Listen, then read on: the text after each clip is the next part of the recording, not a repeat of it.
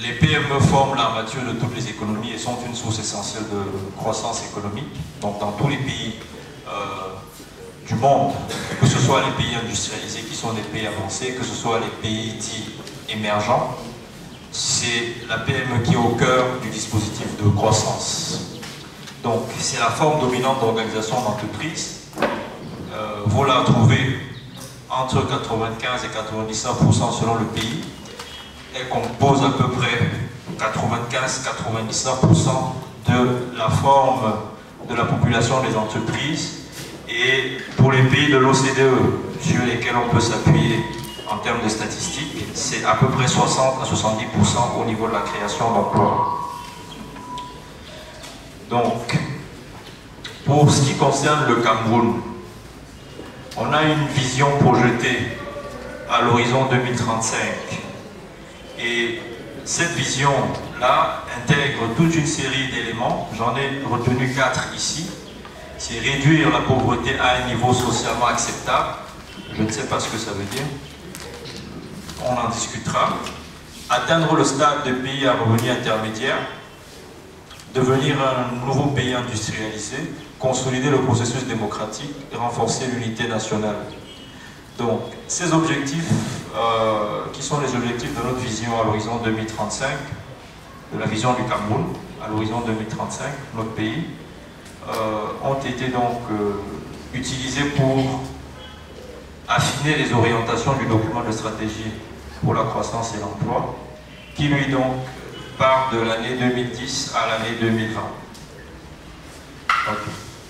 Donc vous avez une vision 2035 qui s'étale sur 25 ans, qui décrit l'état du Cameroun en 2035, avec donc un Cameroun pays émergent, démocratique et uni dans sa diversité. La simulation de la vision prévoit une croissance du produit intérieur brut national à 7% constante entre 2010 et 2020. Et dans le scénario du DSCE, vous avez sur une période beaucoup plus courte de 10 ans, une stratégie donc sur ces 10 premières années, et le DSCE est muet sur les 15 années entre 2020 et 2035. Donc on a une simulation dite de référence avec une croissance du PIB qui est projetée à 5,5 entre 2010 et 2020. On est déjà en 2012, on a les 2 derniers taux de croissance, donc on peut se dire, est-ce qu'on est sur la bonne voie ou pas? Donc, je vous dis ça pourquoi? Parce qu'on ne peut pas intervenir sur la PME sans savoir quel est le cadre global qui sert de référence pour l'élaboration des politiques. Donc c'est de ce cadre-là que nous partons. Si les futurs chefs d'entreprise que vous êtes ou les entrepreneurs que vous êtes ont un autre cadre de référence, il est faux. Il faut toujours partir de celui-là parce que c'est celui qui est à la base de toutes les politiques. En tout cas, nous, dans le cadre de notre organisation, notre première tâche a été de le décrypter, ce cadre, de le questionner.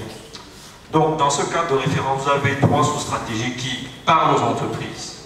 3 sous-stratégies qui parlent aux entreprises. Donc, quand vous commencez l'appropriation du DSCE, il faut vous interroger sur qu'est-ce qu'il y a dans le DSCE qui m'intéresse, moi, en tant que quelqu'un qui s'intéresse au monde de l'entreprise ou qui veut intervenir dans la sphère de l'entreprise.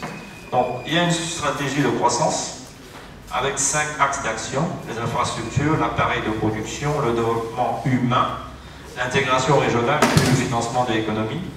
Et vous avez une stratégie emploi avec 3 axes d'action: l'accroissement de l'offre d'emploi décent, l'adéquation de la demande d'emploi et puis l'efficacité du marché de l'emploi. Vous avez une 3e stratégie qui est très importante et qui parle également au monde de l'entreprise, c'est la stratégie d'amélioration de la gouvernance et de la gestion stratégique de l'État. Parce que dans un contexte où on recherche une croissance accélérée, l'État doit avoir une vision de son rôle qui soit différente de celle qu'on a connue traditionnellement depuis notre indépendance. Donc, il y a 2 axes d'action qui sont retenus, qui sont très intéressants. C'est la gouvernance, l'état de droit, et puis la gestion stratégique de l'État. Donc voilà les 3 sous-stratégies du DSCE qui, de notre point de vue, interpellent l'entreprise. Et Quand vous examinez ce document stratégique dans les détails, vous verrez que on a une politique nationale de l'emploi qui décide que l'emploi est un axe central de la politique du gouvernement. On a également comme objectif de cette PNE la promotion du plein emploi décent et librement choisi, avec pour but à l'horizon 2020 de résorber complètement le sous-emploi visible et de maintenir le taux de chômage élargi à moins de 7%. Je rappelle qu'on a un sous-emploi au Cameroun aujourd'hui qui est dans les 70, 75, voire parfois 80%. Donc, je ne parle pas de chômage, je parle de sous-emploi. Pour y parvenir, donc, la priorité, c'est de développer l'emploi salarié. De développer l'emploi salarié. Et c'est là où ça devient intéressant. De développer l'emploi salarié, non pas en recrutant 25 000 en 2011-2012, peut-être 50 000 en 2014-2015 dans la fonction publique, mais en développant l'emploi salarié à travers l'appui à l'éclosion et à la compétitivité des PME-PMI qui constituent le cœur de la stratégie de compétitivité de l'économie camerounaise. Donc, il n'y a plus de défi de la PME. Si vous m'avez écouté jusqu'ici, on peut croiser les bras et puis on peut rentrer. Tout simplement parce que la PME est au cœur du dispositif national de croissance. Donc, il y a un ministère donc, des PME qui a été créé en 2004.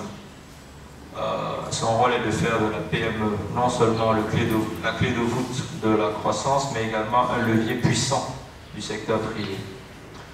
Et cette conception de la PME comme levier puissant du secteur privé est au cœur et au centre des politiques de développement de tous les pays. Ce n'est pas une particularité camerounaise, parce que la PME, comme on l'a dit depuis le début, est créatrice d'emplois, est force de développement des savoir-faire, elle est également un lieu de formation de la population et un lieu donc de mobilisation des financements.